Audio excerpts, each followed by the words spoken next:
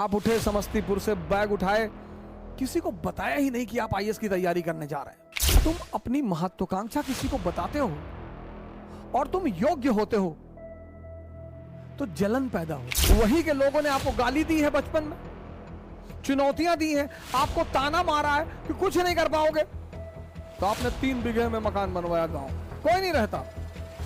जीवन में तुम्हारी योग्यता तुम्हारी सबसे बड़ी दुश्मन होगी, उसको छिपाना है। जितने हमारे युवा भाई हैं, जब भी आप बाहर निकले, तैयारी करने के लिए निकले, पढ़ने के लिए निकले, बाकी सारे दरवाजे बंद कर दें। इस दुनिया में मजा क्या है सर? विरोध का होना, विरोध विरोध। जितना तुम्हारा विरोध होगा उतने तुम्हारे उभरने की संभावना बढ़ जाएगी। Mature people never fight on double front. समझदार जो लोग हैं, सारा राज समझदारी का है। इसीलिए तो राम जंगल जा रहे हैं, तैयारी करनी है। कुछ लोग आईएएस की, अगर आप बड़ी बड़ी तैयारियां कर रहे हैं, गौर से सुनिएगा इस बात को, अगर आप जीवन में बड़ी बड़ी तैयारियां कर रहे हैं और हर फ्रंट पे लड़ रहे हैं, किसके रिश्तेदारों ने, किसके पट्टीदारों ने किसको खुश रखा है? हां, जब आप ऊंचाई में पहुंच जाएंगे तब ये लोग भाग कर आएंगे। दुनिया में 3 लोगों के बिना आप नहीं रह सकते और 3 लोगों के साथ नहीं रह सकते। कौन है वो 3? पहला है आपके दोस्त, दूसरे हैं आपके पड़ोसी और तीसरे हैं आपके रिश्तेदार। इन तीनों के बिना भी आप नहीं रह सकते और इन तीनों के साथ भी आप नहीं रह सकते। इन तीनों से अपने आप को बचाना ही योग्यता है। आप उठे समस्तीपुर से, बैग उठाए, किसी को बताया ही नहीं कि आप आईएएस की तैयारी करने जा रहे हैं, बताया ही नहीं, आपने चर्चा ही नहीं की। अगर किसी ने पूछा कि दिल्ली जा रहे हो, हाँ वो इन्फो जॉब लग गई है, ऐसा ही जॉब लग गई है। बेंगलोर जा रहे हो, हाँ इन्फोसिस में जॉब लग गई है। जब तुम अपनी महत्वाकांक्षा किसी को बताते हो और तुम योग्य होते हो तो जलन पैदा होती है। यह मानवीय प्रवृत्ति, ऐसा नहीं हमारे में होती, तुम्हारे में होती, सब में होती है।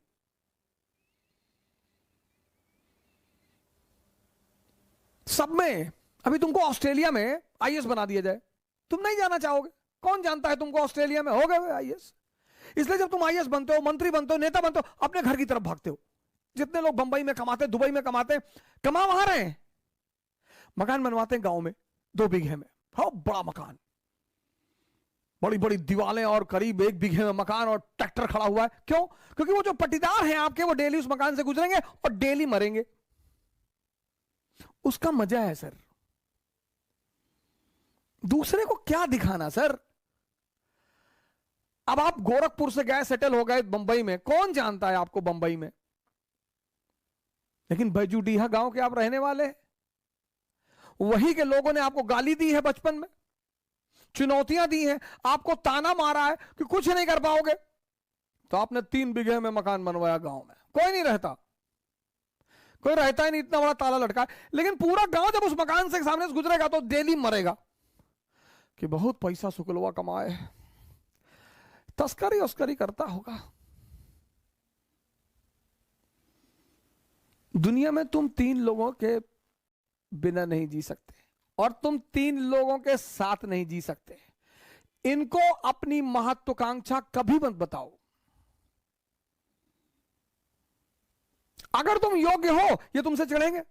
कृष्ण को देखो, बलराम मजाक उड़ाते, सगे भाई हैं, गोरे नंद जसोदा गोरी, तुम कत श्याम शरीर, तुम्हारी मां भी गोरी, तुम्हारे पापा भी गोरे, तुम काले हो, तुम इनके बेटे हो ही नहीं।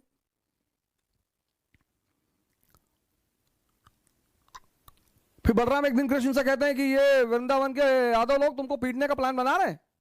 बोले क्यों? बोले तुम इनकी बीवियों के साथ नाचते हो, पीटेंगे नहीं? अरे बोले यार तुम भाई टेंशन मत लो, हम हैंडल कर लेंगे। एक दिन बारिश हो रही थी वृंदावन में और कृष्ण ने गोवर्धन पर्वत उठा लिया उंगली पर। अब आप सोच के देखो कि कोई अपनी उंगली पर पर्वत उठा ले, डिमॉन्स्ट्रेशन ऑफ पावर। शक्ति का प्रदर्शन। तब यादवों ने कृष्ण से कहा कि देखो भैया, तुम बीवी के साथ तो नाच ही रहे हो, तुम साली के साथ भी नाचो, हमको कोई टेंशन नहीं है।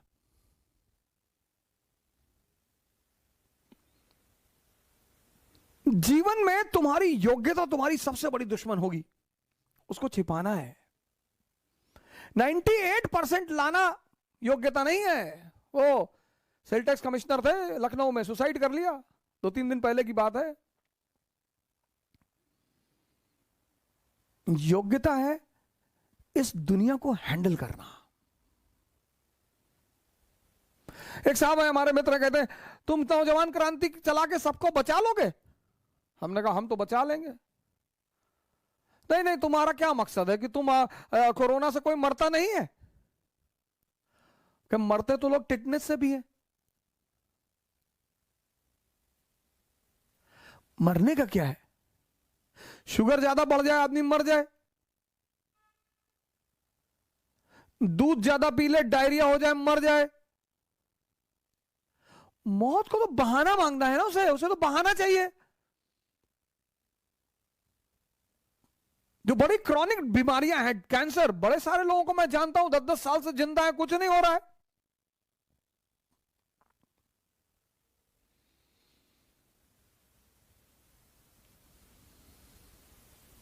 मैच्योर जो लोग हैं ना, मैच्योर, वो दो फ्रंट पर कभी नहीं लड़ते। इसलिए जितने हमारे युवा भाई हैं, जब भी आप बाहर निकले, तैयारी करने के लिए निकले, पढ़ने के लिए निकले, बाकी सारे दरवाजे बंद कर दें, सन्यासी हो जाए। यह है सन्यास का मतलब। सन्यास का मतलब यह नहीं गेरुआ पहन लिए हरिद्वार भाग गए, वो भगोड़े हैं, वो भगोड़े हैं।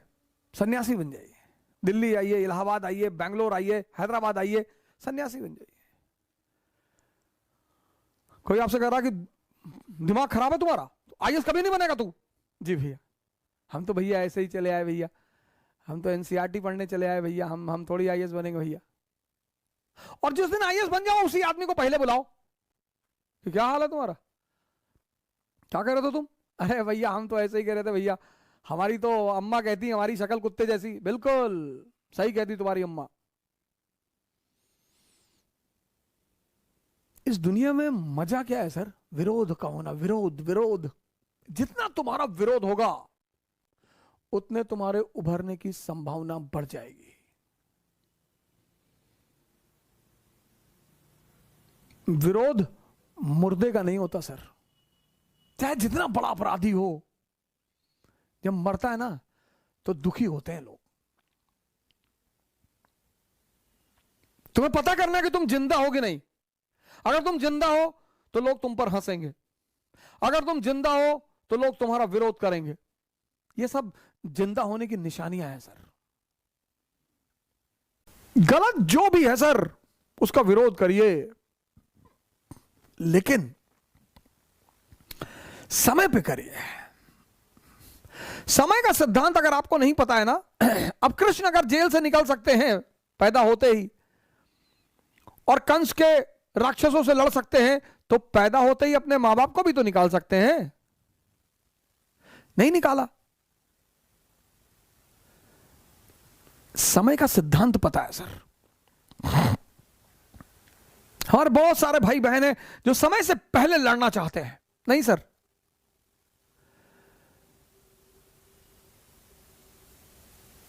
जितने लोग आपको ह्यूमिलिएट कर रहे हैं वो आपको ऑक्सीजन दे रहे हैं सर। दुनिया में सबसे बड़ा ऑक्सीजन क्या है? ह्यूमिलिएशन। उसको डिप्रेशन में कभी नहीं लेना चाहिए कि अरे हमारा विरोध कर, हमसे कह रहे तो तुम कर ही नहीं पाओगे। अच्छा है, जितने लोगों की ज्यादा तारीफ होती है पूरे जीवन, मैंने देखा मेरे बड़े सारे मित्र हैं, बड़े अच्छे अच्छे घरों में पैदा हुए, रईस घरों में पैदा हुए, जमीन पर कभी पैर ही नहीं रखा। हम उनके घर जाते थे, कभी कोई पंडित बैठा है, कोई होरोस्कोप देख रहा तो उनको बताता है राजा राजा सूर्य उच्च का है, मंगल उच्च का है, बुध उच्च का है। हमारा बोले संघर्ष बहुत है जीवन में। तो हमने एक बार अपने पिताजी से कहा, हमने कहा भाई यार सारा संघर्ष हमारी जिंदगी में यार, वो तो फलाने के लड़के को एक पंडित जी बता रहे थे, बोले बेटा पैसा मिला होगा अच्छा, जितने ब्यूरोक्रेट के बेटे हैं उनको बहुत हॉरोस्कोप वाले बड़ा उच्च उच्च बात बता महामृत्युंजय महाजाप, ये योग है, वो योग है, गज केसरी योग है, फलाना योग है। कुछ नहीं होता सर। हॉरोस्कोप का अपना एक महत्व है, उससे मैं इनकार नहीं करता, उसकी अपना एक इंपॉर्टेंस है। कभी मौका मिला तो मैं उस पर चर्चा करूंगा, पर कोई किसी का भविष्य नहीं बता सकता सर, कौन क्या करेगा।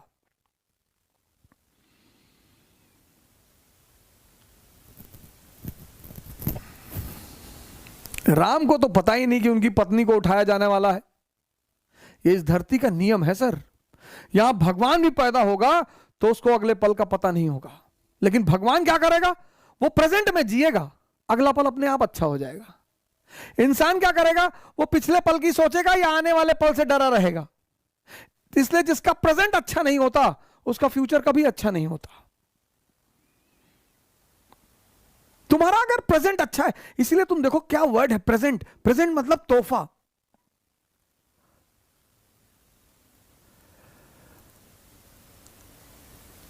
Present tense.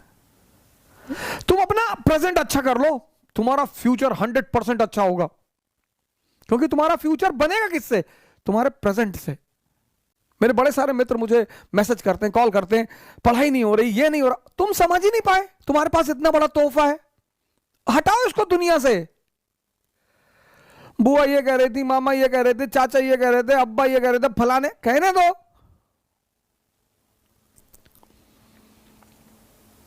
तुम्हें एक बार सन्यास लेना पड़ेगा। राम को लेना पड़ा, मोहम्मद को लेना पड़ा, जीसस को लेना पड़ा, बुद्ध को लेना पड़ा, महावीर को लेना पड़ा, जनक को लेना पड़ा, कृष्ण को, तुमको भी लेना पड़ेगा अगर तुम महान बनने का सपना देखते हो तो।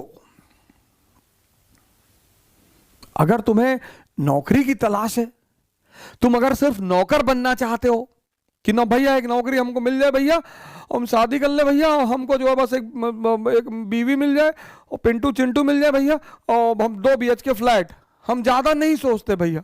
हमारे एक मित्र हैं, हमसे कहते हैं कि हमें हवस नहीं है पैसे की, हम पैसा नहीं कमाना चाहते। हम कहते तुम कमा भी नहीं पाओगे, दम चाहिए बाबूजी।